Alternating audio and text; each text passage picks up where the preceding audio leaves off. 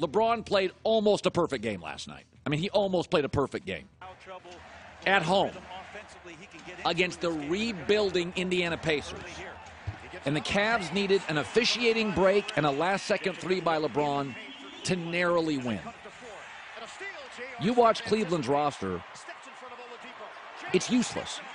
Only one of LeBron's teammates made more than 2 shots last night. I'm not making that up. If LeBron leaves Cleveland again, he doesn't owe that city anything. This is LeBron and 9 valets, and they're not even good valets. These are the kind of valets that lose your car keys or bring you the wrong Mazda. These are bad valets. J.R. Smith went 0 for 8. Kevin Love hurt again, 2 for 11. All the new guys, people were falling in love with Rodney Hood and Jordan Clarkson and Larry Nance, combined for 13 points. I don't want to see any burning jerseys because you know he's leaving. You know he's not staying for this garbage. He played a perfect game.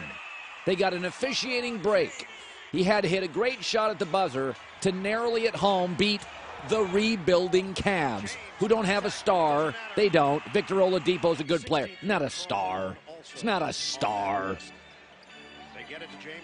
Okay, listen. In review, let's look at what has happened in Cleveland pre and post LeBron. Before he arrived, the previous year, they were 17-65. That was 15 years ago. Then he showed up in Cleveland, and in 7 years, they made the playoffs 5 times, including 2 division titles and a final. And then he left, and they butchered the #1 pick. They were immediately awful and averaged 25 wins a year. Then he came back, 4 years, 3 finals, 1 title. We have a pattern here, don't we? The franchise is an utter embarrassment without LeBron. They were before he got there, they were when he left, and they're going to be when he leaves. But when he leaves this time, he doesn't owe you anything. I don't care where he was born. He has given you everything. What we're watching now is garbage. It is valets that lose your keys. He's playing brilliant basketball. He's in his 15th year. You can blame him all you want, but since 1970, the Cavs have won 45% of their games. My bad, 42% of their games that LeBron doesn't play, closer to 67 that he does.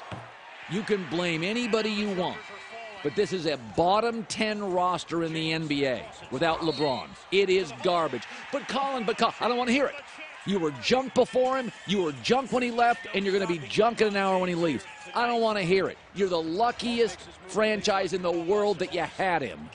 I don't want to hear it. If she leaves you guys and you're a mess, she comes back, you're great. Yeah, she's a little needy, but you can't live without her.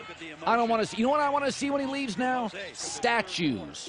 You know what I want to see? I want you to rename the city to CLeBron, Ohio. I want the Browns to become the Bronze. I want a shrine. I want a museum. I want the face of LeBron James on the roof of the arena, because you before him and you after him have been utterly embarrassing. And this is an abject mess. And if you hired a great GM years ago, you wouldn't have to lean on LeBron. You would have leverage, but you don't have leverage. By the way, Miami was great before LeBron, and Miami will eventually be great after LeBron because they got Pat Riley, and they have a good coach and a great owner. Miami was relevant before LeBron arrived. They were really relevant when he was there, and guess what? Within the next 5 years, Miami's going to be relevant again. You can blame all you want, but this is the worst-looking roster if you take LeBron in the entire playoff picture. It is a mess.